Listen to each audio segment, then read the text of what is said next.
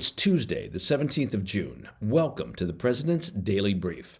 I'm Mike Baker, your eyes and ears on the world stage, and yes, apparently still on the road. All right, let's get briefed. We'll start things off with a look at how Israel's war with Iran is sending shockwaves far beyond the Middle East, delivering a major blow to Russia. We'll break down why Israel's military campaign is turning into a serious embarrassment for the Kremlin. Later in the show, Israel's Operation Rising Lion continues racking up results. The IDF now says it's taken out one-third of Iran's surface-to-surface missile launchers. Plus, a staggering report out of Ukraine. More than half of the North Korean soldiers sent to help Russia have been taken off the battlefield, dead or wounded. And in today's back of the brief, President Trump is pulling ICE agents off the farms and hotels beat and sending more into Democrat-run cities. But first, today's PDB Spotlight. As the war between Israel and Iran continues into its fifth day, its ripple effects are already stretching far beyond the Middle East. And one country in particular is watching with growing concern, and that would be Russia. Over the weekend, Russian President Vladimir Putin spoke by phone with President Trump for just under an hour. According to the Kremlin, the conversation focused on the hostilities between Israel and Iran, with Putin reportedly urging Trump to help bring the conflict to an end. Putin's foreign policy advisor, Yuri Ushakov, said that his boss condemned Israel's military campaign and expressed concern about the risk of escalation. Yes, because, as we know, Putin and his minions are all about peace and building a community of nations. Okay, well, no, they're not, which is why that reaction from the Kremlin shouldn't come as a surprise. It's no secret that Moscow and Tehran have formed an increasingly close partnership over the past several years, especially after Russia's full-scale invasion of Ukraine back in February of 2022. Now, facing crippling Western sanctions and diplomatic isolation, Russia turned to other outcast regimes for support, and Iran, long sanctioned and experienced in playing the pariah, stepped in with a critical offering, and that would be drones. Hundreds of Iranian-made Shahed drones have been used by Russian forces to attack Ukrainian cities, to overwhelm their air defenses, and to stretch out their dwindling missile stockpiles. What began as a stopgap has become a central pillar of Russia's air campaign. In return, Russia has offered Iran advanced military technology, economic cooperation, and diplomatic cover in international forums. The relationship might have started as a marriage of convenience, but it's evolved into a full-blown strategic alliance, one that's now facing a serious stress test. Because over the past week, Israel has done more than just retaliate against Iranian aggression. It's exposed the vulnerabilities of the Russian-Iran partnership in dramatic fashion. So let's start with air supremacy. Iran's air defenses include the Russian-made S-300 system. That's a long-range surface-to-air missile platform that Moscow delivered to Iran all the way back in 2016. It was supposed to be a game-changer, capable of defending Iranian skies against advanced aircraft and missiles. But over the past several days, Israel has punched straight through it. Using a combination of stealth fighters, mostly American-made F-35s, electronic warfare, and precision intelligence, Israeli forces have destroyed key targets deep inside Iran with minimal resistance. In fact, Israeli officials say they now have total air supremacy over Iran, including over the capital, Tehran. Israeli fighter jets are operating with virtual impunity day and night. And that's not just bad news for Tehran, it's deeply embarrassing for Moscow. Russia markets its air defense systems globally as reliable deterrents to Western air power. Countries across the Middle East, Africa, and Asia have purchased or are considering purchasing these systems, banking on their ability to defend against the kind of modern aerial assault Israel just carried out. But this past week, the S-300 and Iran's air defense network more broadly failed to stop the assault. That undermines Russian credibility as a weapons supplier and reinforces the technological superiority of Western and Israeli military systems. For the Kremlin, the optics are somewhat brutal. Its closest military partner in the Middle East was left wide open even after being armed with Russian technology. And it doesn't stop at air defenses. Another major problem for Russia is the vulnerability of Iran's drone program, which has become essential to Russia's war in Ukraine. Israel is now actively targeting Iran's long-range strike capabilities, including factories that produce the Shahed drones that Russia has relied on. To make matters worse for Moscow, the man responsible for overseeing these drones, Iranian aerospace commander Amir Ali Hajizadeh, was killed in an airstrike on June 13th. Hajizadeh was a senior figure in the Islamic Revolutionary Guard Corps, the IRGC, and played a central role in Tehran's military exports to Russia, including the drone shipments. His death, well, could throw the entire supply chain into disarray. Now, yes, Russia does have a domestic production facility for Shahed drones. It's located in the Tatarstan region, far from the Ukrainian front lines. But now, even that facility has come under threat. Ukrainian forces reportedly struck it this past weekend, showing that Russia's own production capability is also at risk. In short, this war between Israel and Iran is exposing cracks in the Russia-Iran axis, and it's definitely not the sort of marketing that Putin wants out there for his military-industrial complex. It's humiliating for Russian military technology, it threatens a vital supply of Iranian drones, and it makes Moscow look weak and ineffective as a strategic partner. It's another reminder of just how interconnected the world has become. Nothing happens in a bubble. This current escalating conflict between Israel and Iran reaches far beyond the Middle East. All right, coming up next, Israel claims it's destroyed a third of Iran's missile launchers. And turning to Putin's war in Ukraine, over half of North Korea's troops sent to Russia by little rocket man Kim Jong-un are reportedly dead or wounded. I'll be right back.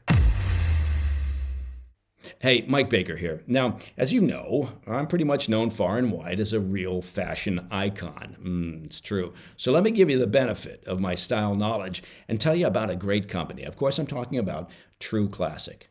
Now, True Classic goes beyond fit and fabric. Their mission, really, is to help men show up with confidence and purpose. And that's a good thing, right? You want to show up with both confidence and purpose. Their clothing is designed to fit well, feel great, and stay affordable, so men can look sharp without overspending. What truly sets True Classic apart is the intention behind the brand. And what I mean by that is from supporting underserved communities to helping men feel more confident in their daily lives and even bringing humor to their messaging, they lead with purpose. Each piece is tailored where it matters and relaxed where it counts, offering a clean, comfortable fit that works for everyday life. There's no stiff fabric. Ooh, nobody wants stiff fabric. There's no bunching. You definitely don't want bunching. Just dependable quality and design. I've got a bunch of their t-shirts and sweatpants, and they are terrific. They've really leveled up my drip, as the kids would say. I think that's how they talk. I really don't know. Anyway, say goodbye to overpriced designer labels and throw away fast fashion. True Classic is built for comfort, it's built to last, and that's important, and built to give back. Find them at Target, at Costco, or visit trueclassic.com/PDB to learn more and to check out their collection. Welcome back to the PDB. Sticking with our coverage of the war between Israel and Iran, it appears that within just a few short days of their initial attack, the IDF has managed to decimate Iran's missile stockpiles and severely hinder the regime's ability to strike back. Officials with the Israeli military said Monday that Operation Rising Lion has resulted in the destruction of more than 120 of Iran's surface-to-surface missile launchers, or roughly one-third of their offensive capabilities. IDF spokesman Brigadier General Effie Defrin said they carried out another wave of targeted strikes overnight, hitting around 100 military sites in and around Isfahan, that's situated in central Iran, according to the Israeli news outlet Ynet. Now, the latest strikes, which involved some 50 Israeli fighter jets, targeted missile storage sites and command centers belonging to the Iranian military and the IRGC's Quds Force. The damage wasn't limited to Isfahan, with the IDF reporting that critical military targets in the capital of Tehran were also hit, including surface-to-surface launchers being used to fire on Israeli cities. Defrin said that the Israeli Air Force took out more than 20 Iranian missiles in real time just before they were set to be launched at Israel. In one case, they identified a missile launch crew that was preparing to fire, but were able to destroy their launcher and neutralize the crew before they could act. In a video statement, Defrin said that the IDF had shifted its focus to eliminating these launchers as Iran escalates their retaliatory strikes against the Jewish state. As we discussed on yesterday's PDB, these launchers are central to the Iranian regime's efforts against Israel. Iran fired roughly 40 missiles at Israel overnight, killing 8 people across several cities, including the port hub of Haifa. There were also multiple direct impacts reported in Tel Aviv. Now, earlier on Sunday evening, the Islamic regime had fired a salvo of 30 missiles. No casualties were reported in that wave. Regarding their targeting of Iran's launchers, Defrin said, quote, "These strikes caused the regime to launch only half of the missiles it had planned in last night's barrage," end quote. Additionally, the IDF said the Quds Force command centers that it hit Sunday night were being used to actively plan terrorist attacks against Israel through Iran's regional network of proxy forces. Officials also confirmed a strike on the heavily fortified underground Iranian nuclear facility in Fordow, though it's unclear exactly what damage was done there. Additionally, we should note that Israel confirmed they'd taken out another key leader of the Iranian military. In a strike on Sunday, the IDF killed Mohammad Kazemi, the head of the IRGC's intelligence unit, along with his deputy and several other senior operatives, dealing a significant blow to the Iranian regime's intelligence apparatus and their ability to coordinate proxy attacks on Israel. Satellite images reviewed by the BBC confirm the widespread damage that Israel has dealt to Iran's missile bases, as well as to military airport infrastructure and fuel depots. One of the sites devastated by Israel's air campaign is the Kermanshah missile base, one of Iran's oldest ballistic missile facilities.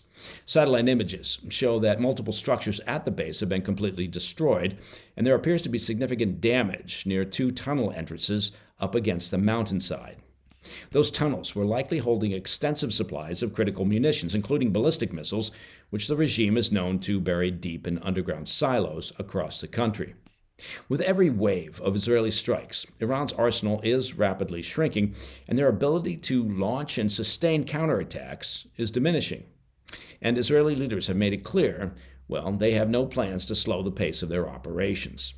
Still, as I mentioned, some of Iran's ballistic missiles have penetrated Israel's defenses.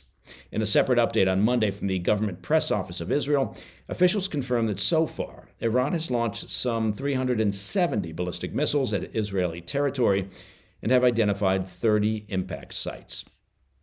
Israeli casualties have now reached 24, with another 592 people reported injured. Of the injured, 10 are described as being in serious condition and 36 in moderate condition, while 546 are said to have suffered minor injuries. On the Iranian side, the regime's health ministry has said 224 people have been killed thus far, though one human rights group puts the death toll closer to 400. The Iranian health ministry said another 1,277 people were hospitalized with injuries. In his update on Monday, the IDF spokesman said, quote, "We will reach more targets, conduct further strikes, and continue to act in pursuit of the operation's objective to neutralize the existential threat from Iran from its nuclear project to the regime's missile array," end quote. Now, while all eyes are focused on the conflict between Israel and Iran, it's also important to stay up to date with the latest developments coming out of Russia's war in Ukraine. As our regular listeners are well aware, the Putin regime has been increasingly relying on thousands of North Korean troops for frontline fighting, specifically in Russia's Kursk region. But according to the UK's latest defense intelligence assessment, released on Monday, Kim Jong-un's fighters are not faring well on the battlefield, and that's putting it mildly. The assessment estimates that roughly 6,000 North Korean troops have been killed or injured during offensive operations to date. That's roughly half of the approximately 11,000 North Korean troops initially deployed to the Kursk region in the fall of 2024. UK intelligence attributes the remarkable high casualty rate to what they described as, quote, highly attritional dismounted assaults, end quote. Intelligence suggests that the Hermit Kingdom has sent additional troops to plug the gaps, including some 3,000 troops that arrived in Russia in January and February, but it appears they are struggling to keep up with the staggering losses resulting from what's known as Russia's meat grinder methods. As a reminder, the two belligerent powers signed a landmark mutual defense pact back in June of 2024, which formalized the role of North Korea as a crucial supply base for Russia's military needs.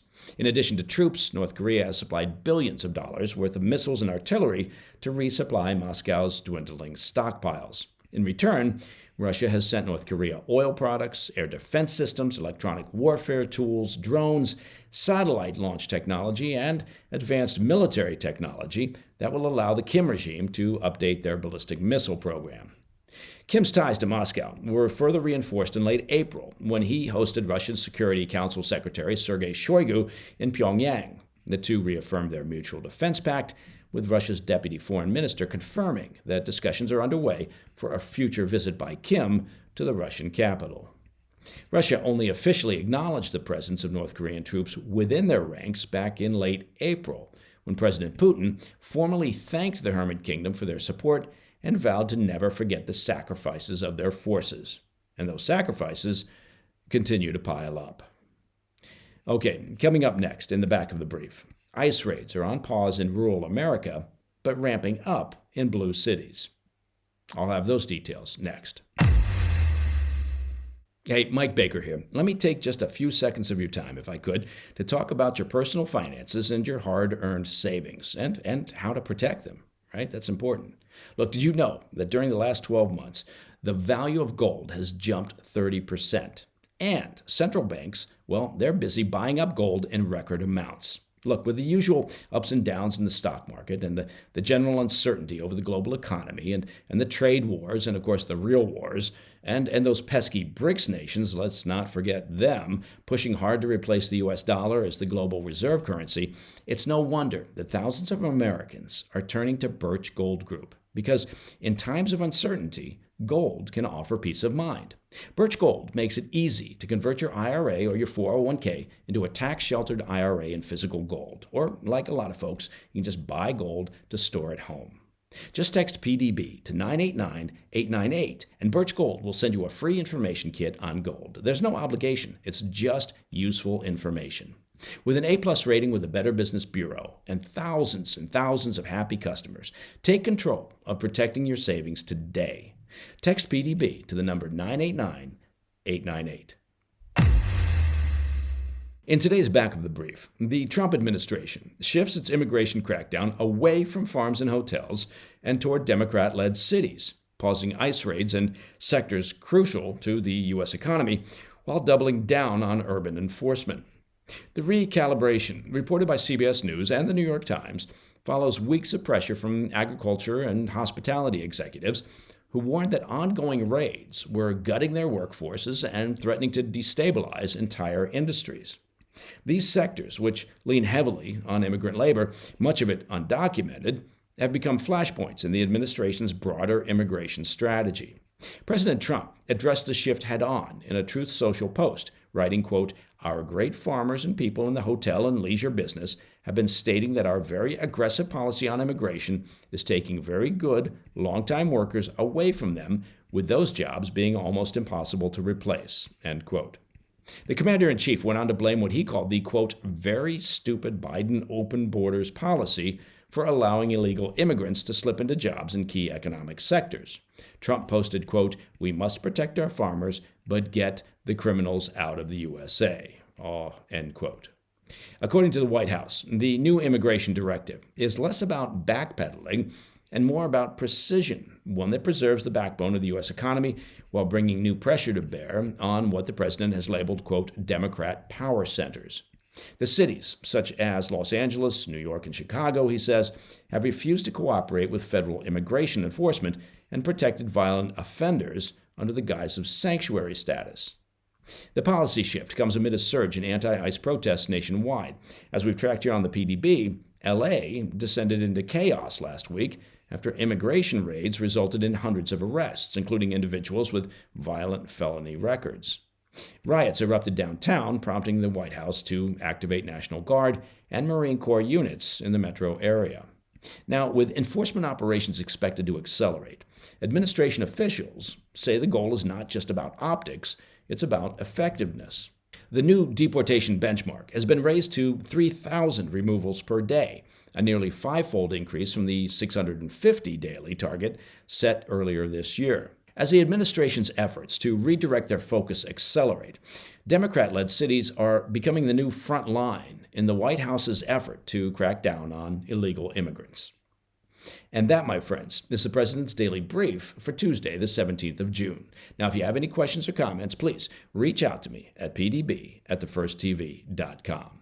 And as you've no doubt seen on billboards all over town, to listen to the show ad-free, well, it's simple. Just become a premium member of the President's Daily Brief by visiting pdbpremium.com. And remember, if you can, take a minute out of your busy day to check out and subscribe to our juggernaut of a YouTube channel. You can find that at President's Daily Brief. As the kids would say, it slaps, or it's bussin', or it's the bee's knees. I really don't know what the kids say nowadays.